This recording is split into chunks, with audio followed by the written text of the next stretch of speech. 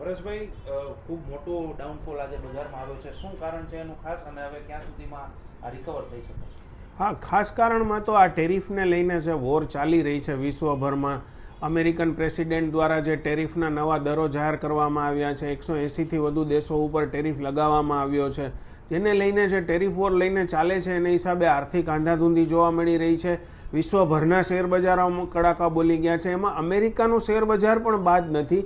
એટલે કે જોવા જઈએ તો વિશ્વભરના શેર બજારો તૂટી રહ્યા છે. બીજી બાજુ કોમોડિટીઝ, ક્રૂડ, મેટલ્સના પણ ભાવો ઘટતા જાય છે. સોના ચાંદી તૂટી રહ્યા છે, મેટલ્સના ભાવો ઘટતા જોવા મળી રહ્યા છે. શેરબજારોમાં પણ બધા જ ઇન્ડાઇસીસ, આપણે ભારતીય શેર બજારની જો વાત કરીએ તો નિફ્ટી, બેંક નિફ્ટી, સેન્સેક્સમાં બધા જ ઇન્ડાઇસીસમાં તોતિંગ ઘટાડો જોવા મળી રહ્યો છે.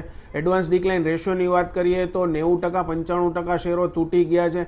એટલે કે વિશ્વભરમાં એક આર્થિક આંધાધૂંધી થઈ છે, મંદીનો માહોલ છે, નાના રોકાણકારો ગભરાઈ ગયા છે અને ડરનો માહોલ છે, બજાર તૂટી રહ્યા છે, લોકો શેરો ગભરાઈને વેચી રહ્યા છે. એટલે અત્યારે ડરનો માહોલ છે અને શેર બજારો તૂટી રહ્યા છે એવું કહી શકાય. સર, ક્યાં સુધીમાં હવે રિકવર થઈ શકે છે? જ્યાં સુધી આ ટેરિફનો જો હલ કાંઈ નહીં આવે ત્યાં સુધી બજારમાં કોઈ પણ પ્રકારનો તાત્કાલિક ઉછાળો જોવા નહીં મળે.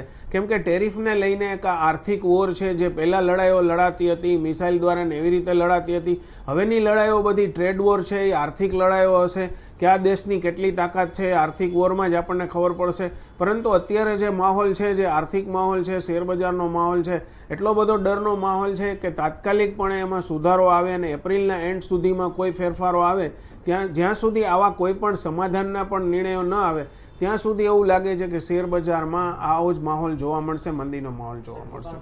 શું ધ્યાન રાખવું જોઈએ અત્યારે?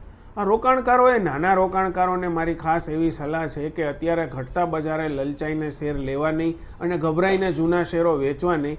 જ્યાં સુધી બજાર સ્થિર ન થાય ત્યાં સુધી ખરીદી પણ ન કરવી અને વેચાણ પણ ન કરવું. એટલે કે નવું લેવું નહીં અને જૂનું વેચવું નહીં, એવું કહી શકાય કે જ્યાં સુધી કોઈ પણ નિર્ણયો ન આવે ત્યાં સુધી યથાવત પરિસ્થિતિમાં જે કાંઈ છે એમાં રહેવું જોઈએ.